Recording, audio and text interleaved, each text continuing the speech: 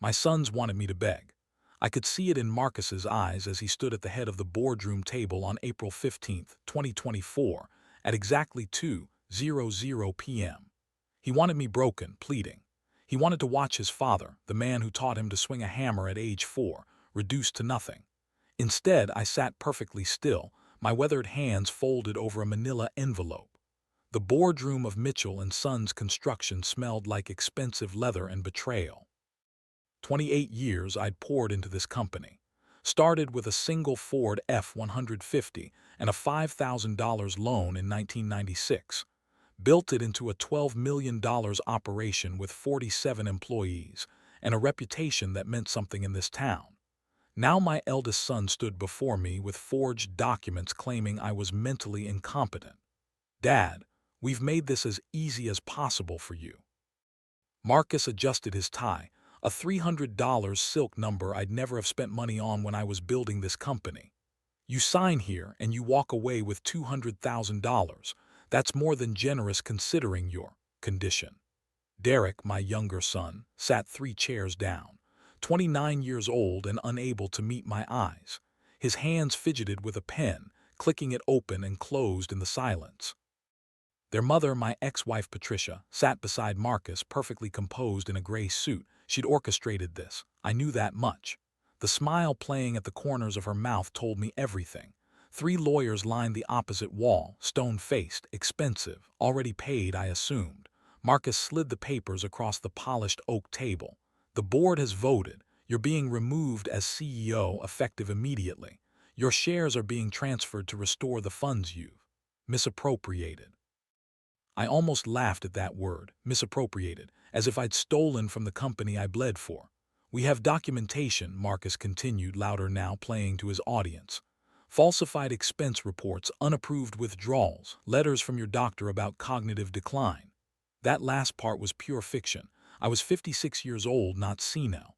Derek's pen clicked faster. Click, click, click. Patricia leaned forward. "Robert, don't make this harder than it needs to be. The boys have worked so hard. You should be proud of what they've built." What they'd built.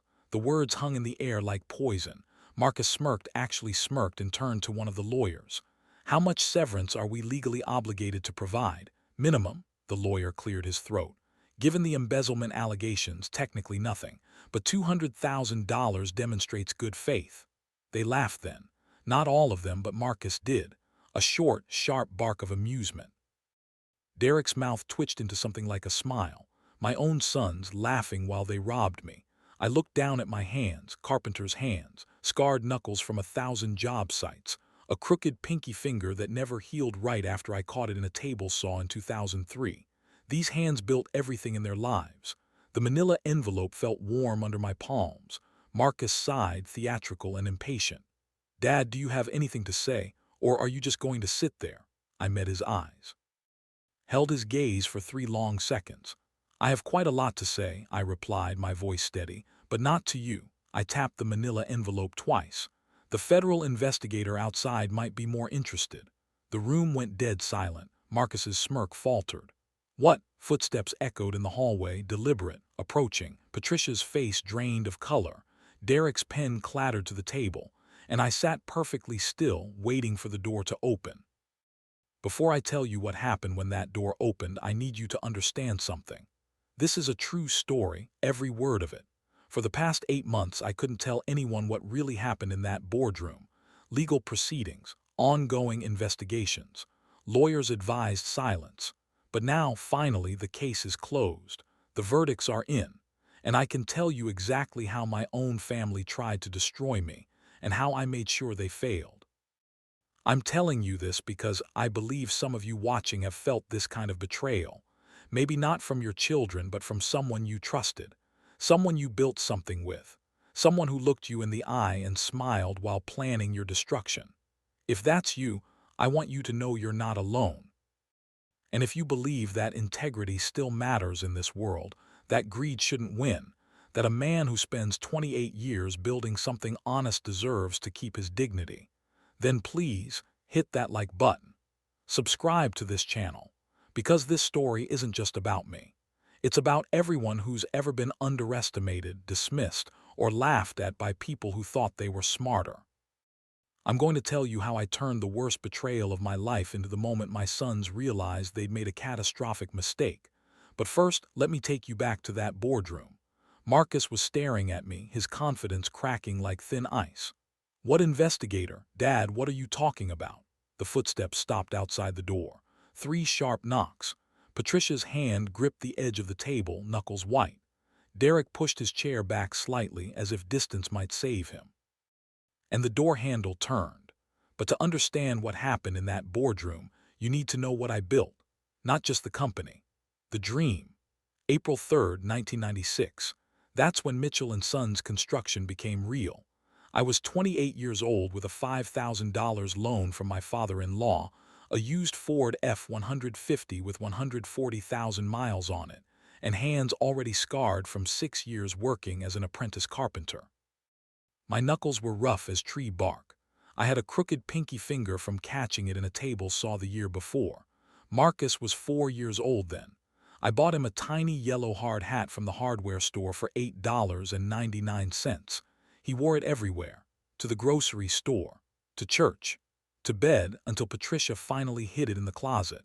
He'd come to job sites with me on Saturdays, holding his plastic hammer, helping me measure boards. He couldn't read a tape measure yet, but he'd squat down next to me, his little face serious, mimicking everything I did. Derek was just 18 months old. He'd sleep in his car seat in the truck while I worked, windows cracked, parked in the shade. Patricia was finishing nursing school, working night shifts, exhausted but determined. We were building our lives together, one shift, one contract, one careful choice at a time. I can still smell those early days. Fresh cut pine. Sawdust that got into everything, your clothes, your hair, the truck upholstery, the sharp tang of wood stain, the metallic bite of galvanized nails. My first power saw was a DeWalt circular saw bought used for $65. The sound of it cutting through a 2x4, that high-pitched whine, it meant progress. It meant I was building something. The first major contract changed everything. First Baptist Church on Maple Street needed their fellowship hall renovated. $47,000. I bid it fair, showed them my plan, promised quality work and a 3-month timeline. The church council voted unanimously to hire me. I was so nervous I barely slept the night before we started, but we finished 2 weeks early. Under budget, every joint perfect, every corner square. Pastor Raymond shook my hand on the final walkthrough and said, "Robert, you do honest work, that's rare." I built my entire business on that principle: honest work, fair pricing, no shortcuts.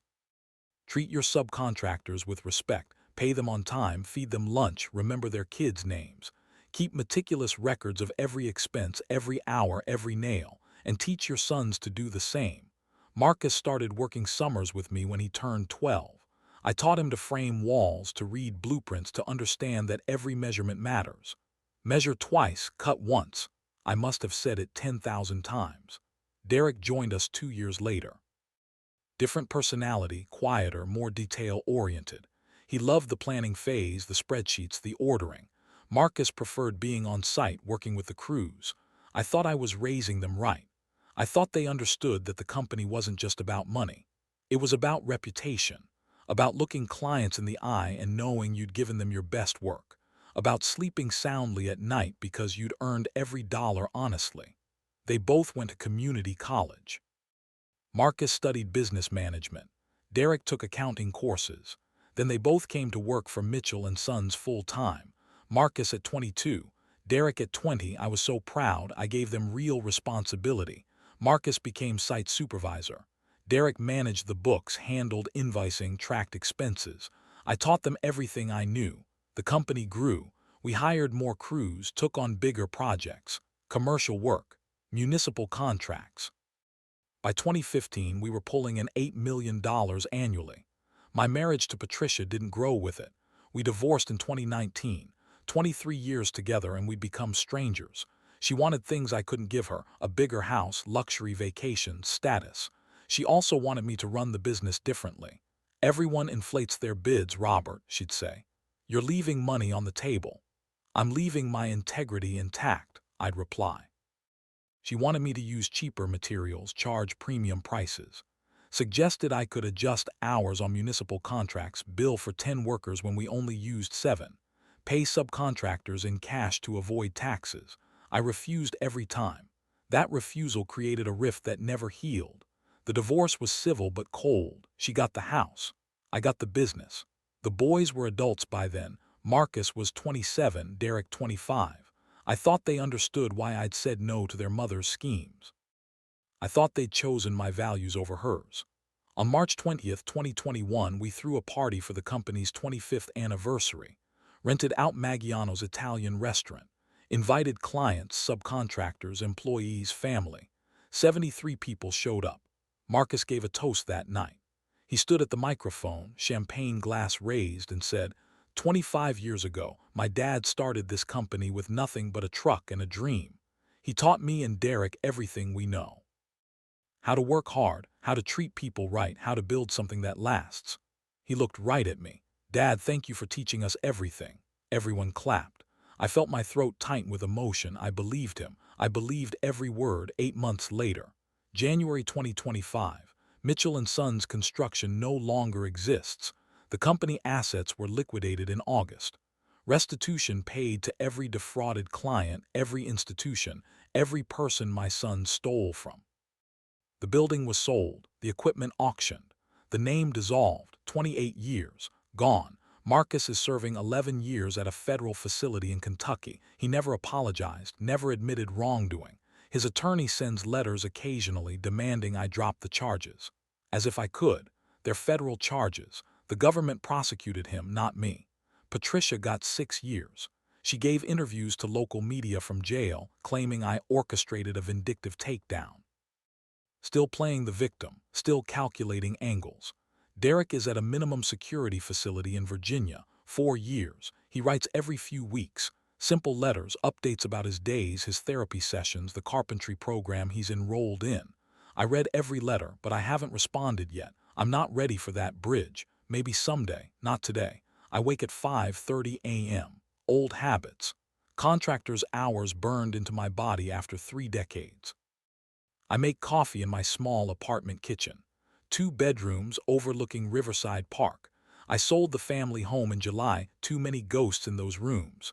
Too many memories of my sons as boys running through hallways, tracking sawdust on carpet Patricia would yell about. This apartment is simpler, cleaner. Mine. I check my email while the coffee brews. Messages from the FBI's Fraud Prevention Division. They hired me as a consultant in September. I traveled to small businesses across the Southeast, teaching owner-operators how to protect themselves, how to recognize the signs, the too good offers, the investors who turn family against each other, the slow infiltration that feels like opportunity until it's too late. I tell my story, not for sympathy, for warning. Last week, a woman in Tennessee approached me after a seminar. Her son had been pressuring her to take on new partners she didn't know. She'd been wavering. After hearing my story, she hired a forensic accountant instead. She thanked me with tears in her eyes. That felt like something, like purpose redirected. Tuesday and Thursday nights I teach carpentry at Morrison Community College. Basic construction, blueprint reading, tools safety, proper technique. The students are younger than I expected, 18, 19, 20, but also older ones, career changers, people starting over. They remind me why I love this work. Their questions. Their focus when measuring a cut. Their pride when a joint fits perfectly. 3 weeks ago, a kid named James, 18 years old, fresh out of high school, struggled with precision cuts all semester. Getting frustrated, ready to quit. I stayed after class, showed him my father's old trick. Mark measurements with a pencil notch, not just a line. The notch catches your pencil point, guides it exactly where you need. Last week, James presented a perfect frame assembly. Grinning so wide I thought his face might split. "Mr. Mitchell, I finally got it," he said. "Thank you for not giving up on me." Something cracked open in my chest. Not pain, something else. Recognition, maybe. That teaching and building and shaping futures wasn't lost, just redirected. Financially, I'm stable, not wealthy. Legal fees consumed most of my savings, even with James Harrington's discounted rates. But I have enough. My consulting work pays decently. The teaching is modest but consistent. I learned to cook for myself. Real cooking, not just sandwiches and takeout. There's a strange peace in it, the simplicity of meals for one. No one to please but myself. Saturday mornings, I've joined a woodworking group. 8 of us meet in a shared workshop space. We build furniture, tables, chairs, bookshelves, and donate everything to homeless shelters and women's shelters. Nobody asks about my past, we just work. Measure, cut, sand, build. It's therapy without calling it therapy. I've also reconnected with my younger brother, Thomas. He lives 3 hours north, works as an accountant. We'd grown distant during my years building the company. Too busy, too focused on Marcus and Derek. Thomas visits monthly now. We talk about our father, about our childhood, about things that matter more than I realized. Christmas Day, I drove to his house, spent the day with his family, his wife, Corinne. Their 3 kids, my nieces and nephews I barely knew. We played board games, ate too much ham, watched the kids open presents. It felt strange, painful, but also like a gift. Family I'd overlooked while pouring everything into the family that betrayed me. Some nights are still hard. I wake at 3:00 a.m. with a crushing sense of failure, wondering what I could have done differently, whether I missed signs earlier, whether I failed as a father somehow. But increasingly, there are good days. Days when I feel useful, purposeful, even hopeful. Agent Chen suggested I write a book about my experience, not for revenge, but to help other family business owners recognize warning signs. I'm considering it. Last Thursday in my carpentry class, a woman named Lisa asked a question. 42 years old, laid off from her job of 18 years, retraining in construction. "Mr. Mitchell," she said, "is it too late to start over?" The whole class went quiet, waiting for my answer. I smiled. Real smile, the first in a long time. "I'm 57 years old," I said. "I'm teaching instead of running a company I spent 28 years building. I lost almost everything last year. My sons, my business, the future I'd imagined." I picked up a piece of pine from the workbench. "But no, it's not too late. You just start with one piece of wood, one measurement, one cut, then another." I held up the wood, showing her the grain. "That's how you build anything worth keeping." 6 months. September 2023 to April 2024, the loneliest period of my life. I kept showing up to the office, every morning at 7:00 a.m. like I'd done for 27 years, but everything had changed. Marcus had my name removed from the executive meeting calendar. I'd find out about decisions after they'd already been made. New hires I'd never interviewed. Contracts signed without my review. In October, they changed the locks. I had to buzz in like a visitor to my own company. Derek stopped responding to my emails. If I walked past his office, he'd close his door. Once I caught him in the break room and tried to talk about a municipal bid we were preparing. He poured his coffee, looked at me for exactly 2 seconds and said, "Marcus is handling that now." Then he walked away. I started eating lunch in my truck, the same Ford F-150 I'd driven for 15 years. Parked in the corner of the lot away from everyone else. I'd sit there with a sandwich I couldn't taste, watching people come and go from the building. My company, except it wasn't anymore. I developed a ritual. Every Tuesday and Thursday afternoon I'd drive past active job sites. The Riverside apartment complex, the municipal center renovation, the new fire station on Oak Street. All projects I'd bid on, planned, budgeted. Mitchell and Sons construction signs stood in front of each one. Our logo, my logo, bright yellow against white. I'd slow down, watch the crews working. Sometimes I'd recognize guys I'd hired, trained, worked alongside for years. None of them waved. Word had spread. "Robert's having problems with his sons." That's what people said, carefully neutral. Nobody wanted to choose sides. My friend Tom Briggs stopped returning my calls. We'd worked together on a dozen projects, had beers every Friday for 8 years. After the third unreturned call, I understood. He had contracts with Marcus now, couldn't risk the relationship. Sarah Henderson, who'd been my client on 4 major renovations, sent a polite email in November. "Robert, I hope you're doing well. I'll be working with Marcus and Derek going forward. Best wishes." One by one, my professional relationships disappeared. The isolation was like drowning in slow motion, but I had work to do. Every evening I'd come home to my empty house and go straight to my office. The spare bedroom I'd converted into a workspace. 2 monitors, a filing cabinet, stacks of printed documents growing taller each week. I cross-referenced invoices against delivery receipts, checked expense reports against bank statements, built spreadsheets tracking every dollar in and out of the company for the past 18 months. The discrepancies emerged like cracks in a foundation. Invoice 3471, $43,000 to Summit Suppliers LLC for lumber. I called the supposed vendor. Number disconnected. I searched the business registration. Didn't exist. Invoice 4102, $28,000 to Apex Industrial Services. Same story. Ghost company. Invoice 4893, $67,000 to Cornerstone Materials Group. This one was registered to an address in Delaware. The listed owner, Patricia Mitchell, using her maiden name. My ex-wife had created shell companies. My sons were funneling money through them. This wasn't just a family dispute, this was fraud. I found falsified insurance claims, inflated damage estimates on projects, collecting payouts for work never done. 7 separate claims totaling $420,000. They weren't just pushing me out. They were committing federal crimes. And I realized something that made my hands shake. Patricia had been planning this for years. The suggestions during our marriage to adjust bids, to use cheaper materials and charge premium prices. I'd said no and she'd divorced me, but she'd never given up. She just shifted tactics, turned my sons against me, slowly, patiently, waiting for the right moment to strike. In December, I broke down and texted Marcus. "Can we talk? Just you and me like we used to." I stared at my phone for 3 days, checking it every hour, every 30 minutes, every time it buzzed. His reply came at 11:43 p.m. on the third day. "My lawyer will contact you." 7 words. That's all I was worth to my eldest son. I sat on the edge of my bed and wept for the first time since my father died. Not quiet tears, actual sobbing. The kind that comes from somewhere deep and primal and breaks you open. But grief has a strange way of clarifying things. I called my old law school friend, James Harrington.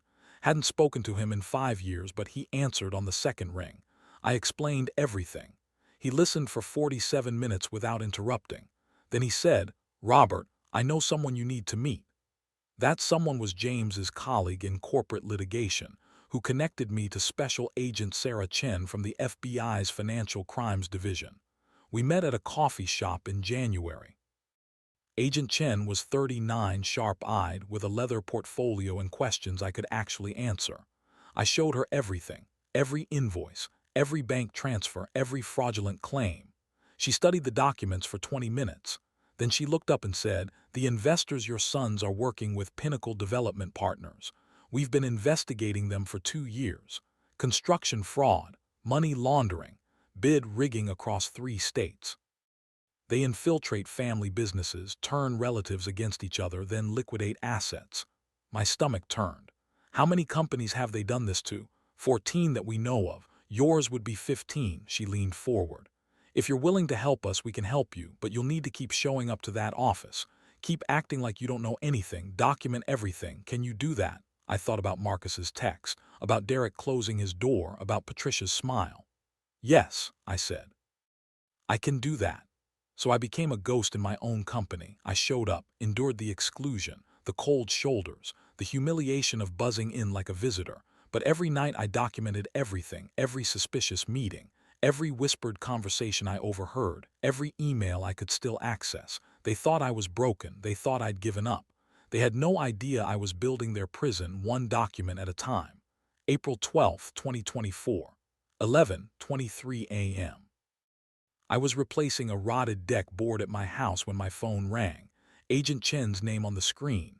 My hands were covered in sawdust. I almost didn't answer. "Robert, they're moving."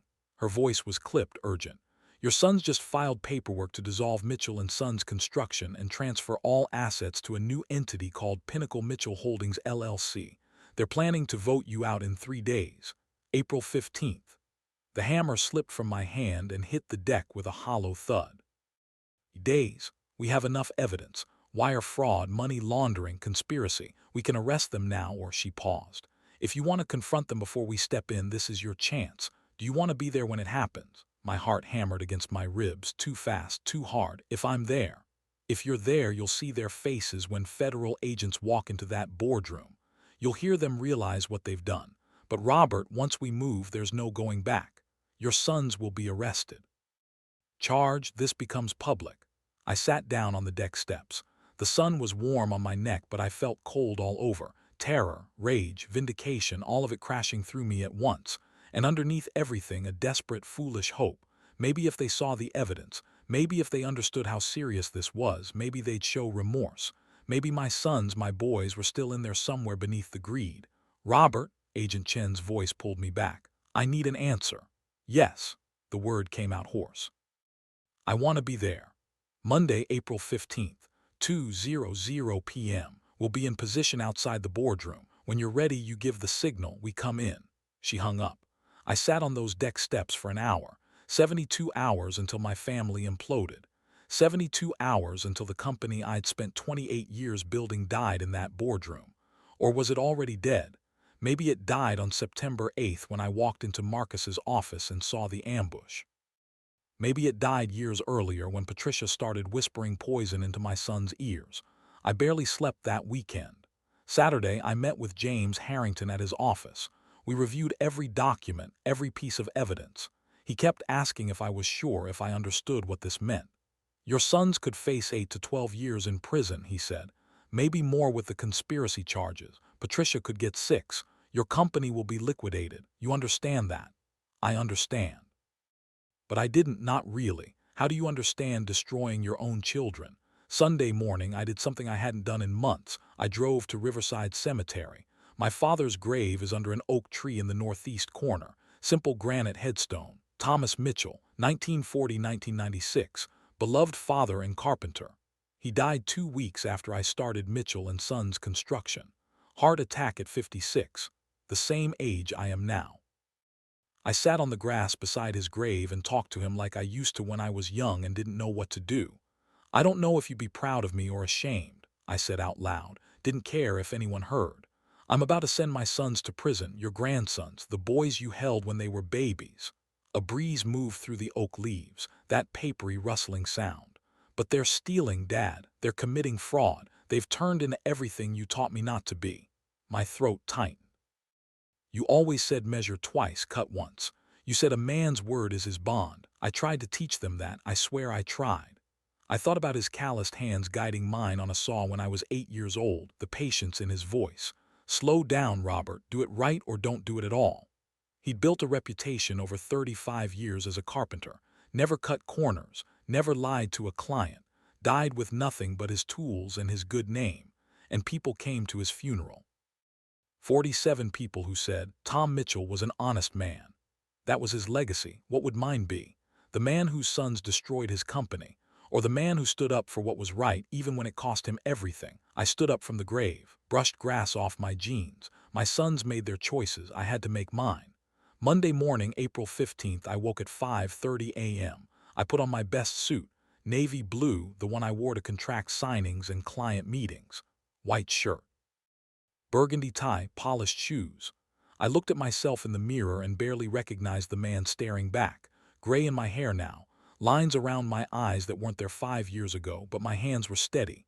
I picked up the manila envelope from my dresser. Inside, copies of the key evidence.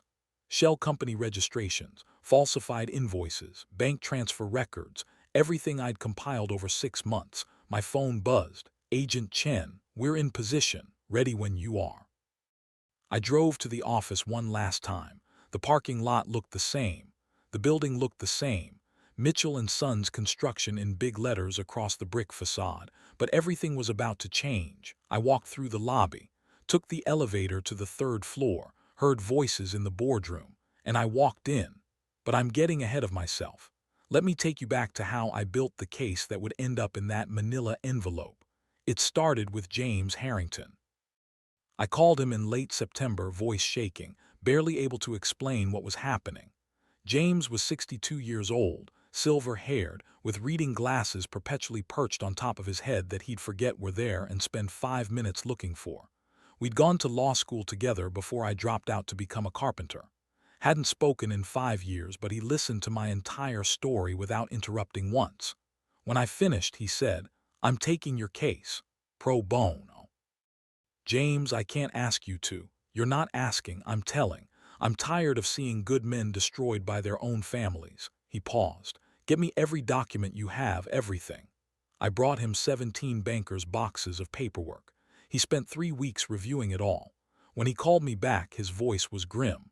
Robert, this is worse than you thought. I've identified $340,000 in fraudulent invoices to shell companies. Another $180,000 in kickbacks from suppliers. They're inflating prices and getting cash rebates.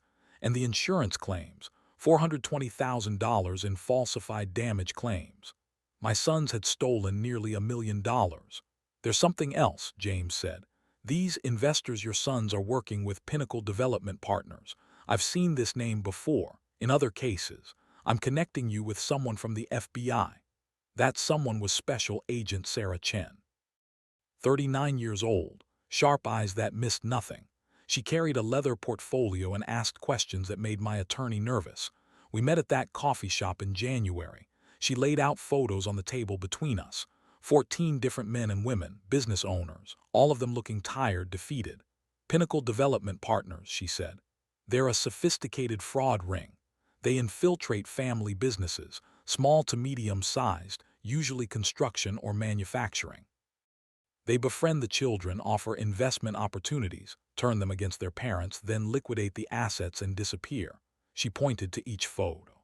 Benson Electrical in Tennessee, Martinez Construction in Georgia, Hoffman Metalworks in Alabama, 14 companies in 3 years. Your son's company would be number 15. The coffee in my cup went cold while she explained their pattern. The same script every time, the same promises, the same destruction. I need your documentation to prove they're running the same scheme, Agent Chen said. Can you get me bank records, communications, anything that shows coordination between your sons and Pinnacle? I have everything. She introduced me to Linda Wu, a forensic accountant who looked too young to be as good as she was. Linda traced every dollar, built financial timelines, proved that Marcus and Derek weren't naive kids making mistakes. This was calculated, deliberate theft. Look at this. Linda pointed to her laptop screen. First fraudulent invoice, August 2022. That's 13 months before they confronted you. They were planning this for over a year. The obstacles started in November. I came to the office one morning and my computer wouldn't accept my password. Reset denied. When I called it, they said my access had been revoked by executive order. Marcus had cut me off from the company's server, but I'd been keeping paper files at home for 27 years. Old habit, and I had personal email backups going back 5 years. They'd underestimated my obsessive record keeping. In January, Marcus filed a restraining order against me, claimed I was unstable and harassing employees. The judge denied it after a 5-minute hearing. I hadn't contacted anyone except my sons, but the attempt shook me. They were trying to paint me as crazy. Then in February, Derek called. My phone rang at 8:47 p.m., his name on the screen. My heart jumped. Dad, his voice sounded tired. Can we meet, just you and me? Hope surged through me like electricity. We met at Morrison's diner the next morning. Derek sat across from me, stirring his coffee but not drinking it. Dad, just take the settlement they're offering. He wouldn't meet my eyes. $200,000 and you walk away clean, no lawyers, no mess. You can retire, move somewhere warm. I watched his face, looking for my son, looking for remorse. I can't do that, Derek. Why not? His voice rose slightly.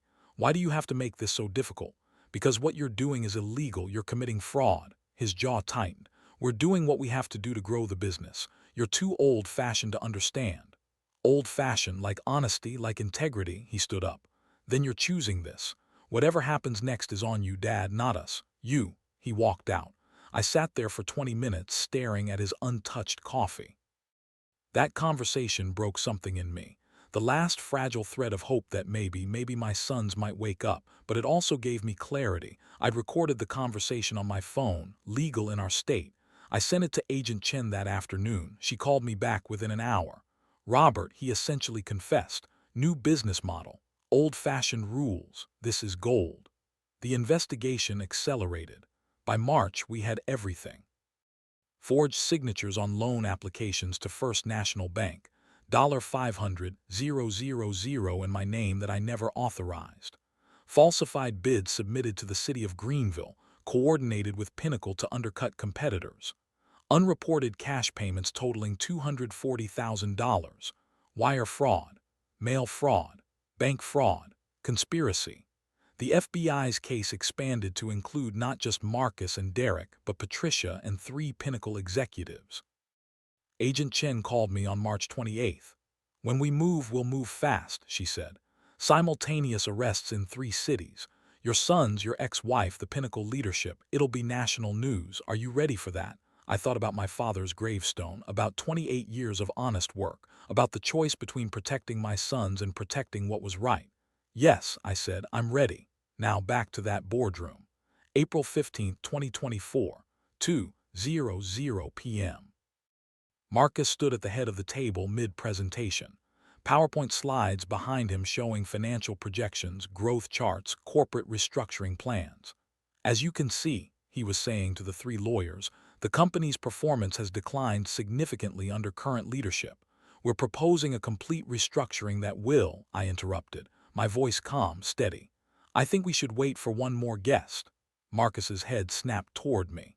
"This is a closed meeting, Dad." "You don't get to." The door opened. Agent Sarah Chen stepped into the room, FBI badge displayed on her belt. 2 additional federal agents flanked her, stone-faced and official. The air left the room. Marcus Mitchell, Derek Mitchell, Patricia Mitchell. Agent Chen's voice carried the weight of authority that makes your stomach drop. "I'm Special Agent Sarah Chen with the Federal Bureau of Investigation. We have warrants for your arrest on charges of wire fraud, conspiracy to commit fraud, money laundering, and falsification of federal documents." The room exploded. Marcus lunged to his feet so fast his chair tipped backward and crashed to the floor. His face went white, then red, then almost purple. "What the hell is this?" he wheeled on me. "Dad, what did you do?" Patricia remained seated, but her hands gripped the edge of the table, knuckles bone white. That composed mask she always wore cracking at the edges. Derek looked between his brother and me. Confusion. Then dawning horror as understanding bloomed across his face. "Mr. Robert Mitchell has been cooperating with a federal investigation into Pinnacle Development Partners and associated fraud for the past 6 months, Agent Chen continued. "The evidence you've presented today, including these forged documents claiming mental incompetence, constitutes additional charges of fraud and elder abuse." I opened my manila envelope with hands that shook slightly, couldn't stop them from shaking. I slid the first document across the polished table. "Invoice number 3471, I said, my voice steady despite everything. "Dated August 15, 2023. Payment to Summit Suppliers LLC for $43,000 worth of lumber." I looked at Patricia. She wouldn't meet my eyes. "That company doesn't exist. It's a shell corporation registered to Patricia Mitchell, using her maiden name Morrison. Here's the bank routing information proving the money went into an account she controls." Patricia's jaw tightened, but she said nothing. I slid another document, then another. "Bid submitted to the city of Greenville for the municipal center renovation. Bid $1.2 million. The next closest bid, $1.4 million, seems competitive." I paused, let that sink in. "Except our bid included charges for materials we never purchased. Inflated prices provided by Pinnacle Development Partners, who would then kick back 30% to you after the contract was awarded. Here are the emails coordinating that scheme. Sent from your company account, Marcus. Time-stamped. Dated. You have no idea what you're doing." Marcus's voice rose to a shout. "These are business decisions you're too old to understand. We were trying to grow the company, expand. You were holding us back with your outdated construction loan application to First National Bank," I interrupted, slid another document across. "December 2023, signed by me, authorizing a $500,000 line of credit." I met Marcus's eyes. "That's not my signature. I had it analyzed by a forensic handwriting expert." "Here's the report. You forged my name, Marcus. That's bank fraud, federal crime." The color drained from Marcus's face. One of the lawyers they'd hired stood up, reaching for his briefcase. An agent immediately blocked the door. "Nobody leaves until we're done here," the agent said. Agent Chen stepped forward, her voice clinical, devastating in its calm precision. "We've documented 47 separate instances of fraud totaling approximately $1.3 million over an 18-month period. Mr. Marcus Mitchell and Mr. Derek Mitchell, you're also being charged with conspiracy related to your partnership with Pinnacle Development Partners." She paused, letting that settle. "Executives from Pinnacle are being arrested simultaneously in Atlanta, Charlotte, and Nashville as we speak. Ms. Patricia Mitchell, evidence shows you introduced your sons to Pinnacle contacts and actively participated in concealing fraudulent transactions through the creation of shell companies." She pulled out 3 sets of handcuffs. "You each have the right to remain silent. Anything you say can and will be used against you in a court of law. You have the right to an attorney. If you cannot afford an attorney, one will be appointed for you." I watched my sons' faces as the Miranda rights were read. Marcus was still defiant. Jaw clenched so tight I could see the muscle jumping. He glared at me with pure hatred, no remorse, no shame, just rage that he'd been caught. Derek had tears streaming down his face. His hands trembled. For a brief moment I thought I saw genuine remorse there. A flicker of my son, the boy who used to help me measure boards, but he didn't speak, didn't apologize, just stood there crying silently. Patricia was already calculating. I could see it in her eyes, stone-faced. Thinking about lawyers, about defense strategies, about how to spin this. An agent stepped forward with handcuffs. "Mr. Marcus Mitchell, please stand and place your hands behind your back." "This is insane," Marcus jerked away. "You can't seriously, sir, don't make this harder than it needs to be." They cuffed him. Then Derek, then Patricia, my sons, in handcuffs, being arrested in the company I built for them. I felt no triumph, no vindication, just profound, crushing grief. Agent Chen approached me quietly while the others were being processed. "Mr. Mitchell, you'll need to come to the field office to give a formal statement. The company assets will be frozen pending investigation and restitution proceedings." Her voice softened slightly. "I'm sorry it came to this." I nodded, couldn't trust myself to speak. The agents began leading them out. Marcus, Derek, Patricia, one by one toward the door. Marcus stopped, turned back. "I hope you're proud of yourself, old man." His voice dripped with venom. "You just destroyed your own family." Something broke open in my chest. My voice came out cracked, raw. "No, son, you did that the day you decided I was worth less than $1 amount." His expression flickered, just for a second, then hardened again. They let him out. The door closed, and I stood alone in the boardroom of Mitchell and Sons Construction, surrounded by scattered documents and the wreckage of everything I'd built. 6 weeks later. Late May 2024. I sat in the back row of courtroom 4B at the federal courthouse. A sterile gray building downtown with harsh fluorescent lighting and wooden benches worn smooth by decades of anxious families waiting for verdicts. Derek's bail hearing. Marcus had been denied bail 2 weeks earlier. Flight risk, the judge said. Severity of charges. He'd be held in federal custody pending trial, but Derek's attorney had filed a motion arguing for release. First-time offender. Family ties to the community. Willingness to cooperate with prosecutors. I didn't plan to come, but something pulled me here, some need to see this through. Derek sat at the defense table in an orange jumpsuit 3 sizes too large, his shoulders hunched.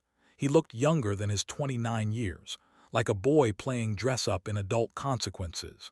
The judge reviewed the motion, asked questions. Derek's attorney argued persuasively about minimal flight risk, about Derek's remorse, about his intention to plead guilty. "Bail is granted," the judge finally said. "Bond set at $250,000. Defendant will be subject to house arrest with electronic monitoring. No contact with co-defendants, including Marcus Mitchell and Patricia Mitchell. Surrender of passport. Violation of any condition will result in immediate remand to custody." The gavel fell. Derek's shoulders sagged with relief. I stood to leave, but his attorney caught me in the hallway. A young woman, maybe 35, with tired eyes. "Mr. Mitchell," she approached carefully. "Derek would like to speak with you, alone. His mother doesn't know he's asking." My first instinct was to refuse. What more was there to say, but something in her expression, a plea maybe, made me pause. 5 minutes, I said. She led me to a conference room on the 3rd floor, gray walls, a single rectangular table. fluorescent lights humming overhead like trapped insects. Derek sat on one side, still in the orange jumpsuit, hands folded on the table, eyes red-rimmed, puffy from crying or lack of sleep or both. I sat across from him, said nothing, waited. The silence stretched, 30 seconds, a minute, two. Finally, Derek spoke. "I know you don't want to hear this." His voice came out rough. "I know I don't deserve, I don't even know what I'm asking for." He looked down at his hands. "But I need you to know something." Another long pause. I didn't help him, didn't make it easier. "Marcus convinced me you were holding us back." The words tumbled out faster now. "That you were old-fashioned and scared and couldn't see the future. And Mom kept saying you'd never let us be successful on our own terms, that you'd always see us as kids who needed supervision." His voice broke. "And I believed them. I believed you didn't respect what we'd built. What you'd built." My voice came out quieter than I intended, but sharp. "Derek, I handed you a company with zero debt, a reputation built over 28 years, and a client list that trusted us. What exactly did you build?" He flinched like I'd struck him. "I know." He wiped his face with the back of his hand. "I know that now, but in the moment, Marcus made it sound like we were visionaries and you were an obstacle, like you were afraid to take risks, afraid to grow." He looked up, meeting my eyes for the first time. "And the money, Dad, God, the money was so easy. Pinnacle would set up these deals and we'd clear an extra $30,000 on a contract just by adjusting some invoices, billing for materials we didn't use, inflating labor hours. It felt like we'd discovered something you were too scared to do." I leaned forward. "Do you understand what you actually discovered?" He didn't answer. "You discovered that fraud is profitable until you get caught.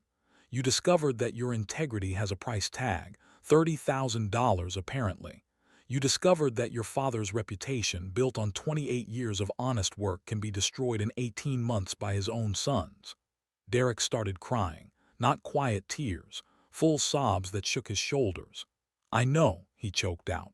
"I know, and I can't take it back. Marcus doesn't get it. He still thinks this is just aggressive business tactics. That you overreacted by going to the FBI. He thinks you betrayed us." He looked at me through tears. "But I understand what we did. We betrayed you, I betrayed you, and I don't know how to live with that." My throat tightened. I felt the pressure behind my eyes. That means tears are close, but I kept my voice steady. "You're going to have to figure that out. You're 29 years old, Derek. You made adult choices. Now you face adult consequences." I stood slowly. Every one of my 56 years evident in the movement. The company is gone. The assets will likely be liquidated to pay restitution. Your brother is probably going to prison for 8 to 12 years. You might get less if you cooperate, but your career in construction is over. No one will trust you." Derek nodded, wiping his face with both hands. "I'm pleading guilty," he said quietly. "My lawyer thinks I can get 3 to 5 years if I testify against Marcus and Pinnacle. Mom is fighting everything, says she'll beat the charges, but I can't. I can't do what she does, pretend I didn't do anything wrong." He stood too, facing me across the table. "I'm not asking for forgiveness, I don't expect that, but I need you to know that I remember." His voice steadied slightly. "I remember learning to frame a wall when I was 14. I remember you teaching me about load-bearing structures and building codes. I remember you saying, 'Do it right or don't do it at all.'" A tear rolled down his cheek. "I forgot those lessons, Dad, but I remember them now." I walked to the door, my hand on the handle, then I paused, didn't turn around. "I hope that's true, Derek. I hope when you get out you remember what it means to build something real, something honest." I opened the door. "Because right now all you've built is wreckage." I stepped into the hallway. "For what it's worth," I added, still not looking back, "I'm glad you're taking responsibility. That's more than your brother ever will." I walked away. Behind me I heard Derek's quiet sobs echoing in that gray room. I didn't look back. 8 months later, January 2025, Mitchell & Sons Construction no longer exists. The company assets were liquidated in August. Restitution paid to every defrauded client, every institution, every person my son stole from. The building was sold, the equipment auctioned, the name dissolved. 28 years, gone. Marcus is serving 11 years at a federal facility in Kentucky. He never apologized, never admitted wrongdoing. His attorney sends letters occasionally demanding I drop the charges. As if I could. They're federal charges. The government prosecuted him, not me. Patricia got 6 years. She gave interviews to local media from jail, claiming I orchestrated a vindictive takedown. Still playing the victim, still calculating angles.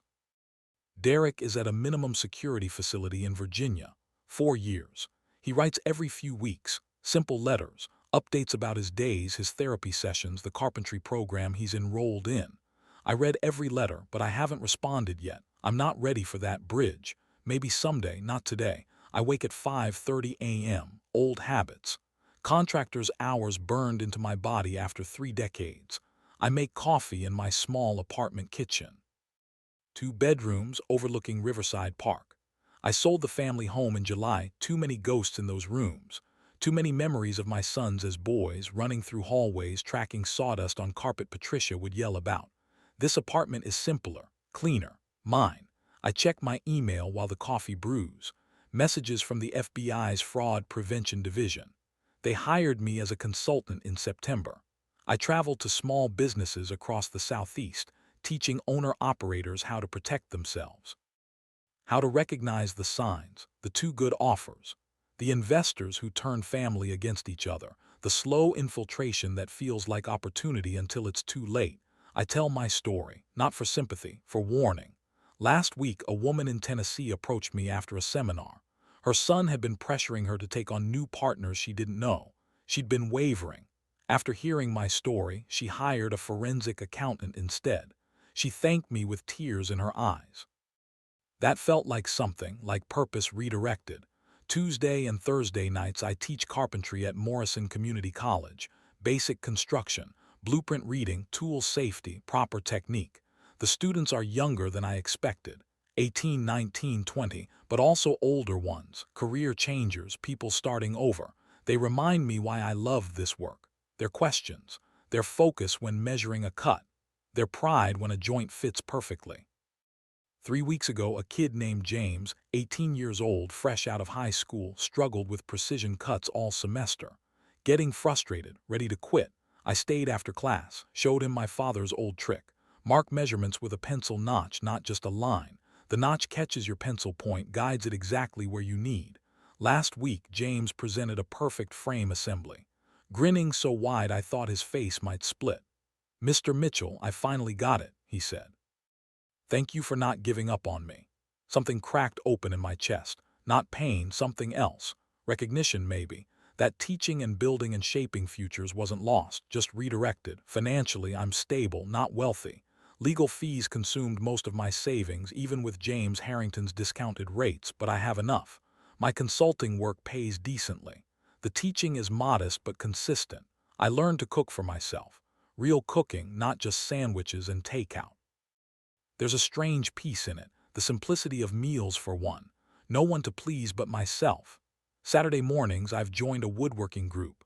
8 of us meet in a shared workshop space. We build furniture, tables, chairs, bookshelves, and donate everything to homeless shelters and women's shelters.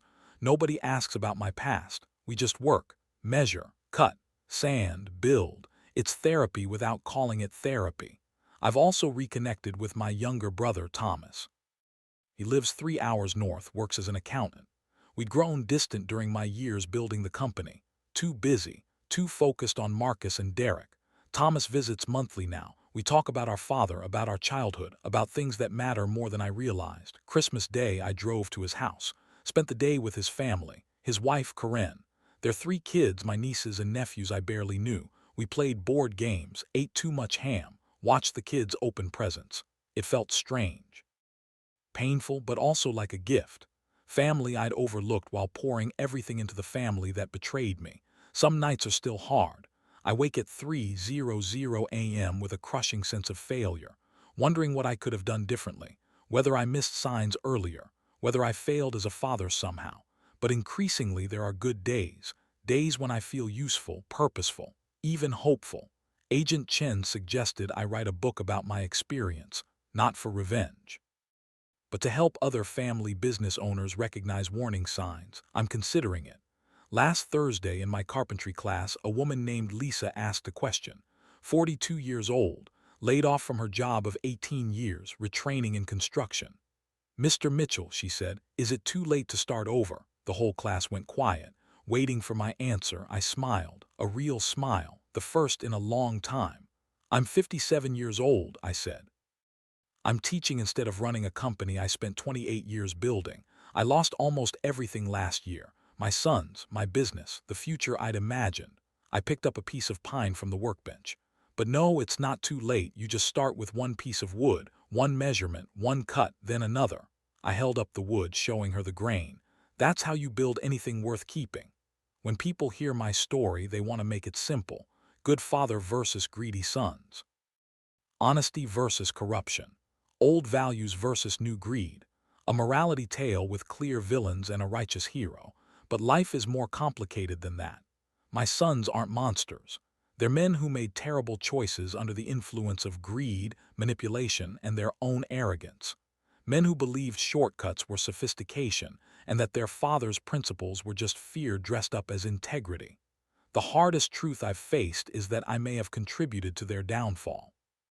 I made the business my entire identity, worked 70-hour weeks, missed school events, made Marcus and Derek feel like they had to earn my attention by being excellent at construction, at business, at carrying forward what I'd built. Maybe they felt they could never measure up. Maybe my expectations became pressure that Patricia exploited. Maybe I didn't see her influence because I was too busy building. I don't excuse what they did. They're adults. They committed federal crimes. They made their choices. But I acknowledge the complexity. I've thought a lot about legacy these past 8 months. I thought legacy was a company with your name on it. Buildings you constructed that would stand for decades. A business you could pass to your children, watching them take your work further than you ever could. I learned that real legacy is whether you taught people to do the right thing when no one is watching. By that measure, I failed with my sons. But maybe I won't fail with my students at Morrison Community College. Or with the business owners I'm helping protect from fraud. Or with the book I might write to warn others about the patterns I missed. Maybe legacy isn't one thing. Maybe it's everything you touch. I think about that moment in the boardroom when Marcus called me an old man. Like it was an insult, a dismissal. They laughed because they thought age made me weak. They thought my values were outdated, that my refusal to cut corners was fear rather than principle, that grief over my failed marriage had broken me. But what they didn't understand is that age had given me patience, values had given me clarity, and grief had given me nothing left to lose except my integrity. That was the one thing I wouldn't surrender. People ask if I've forgiven my sons. I don't know yet, it's complicated.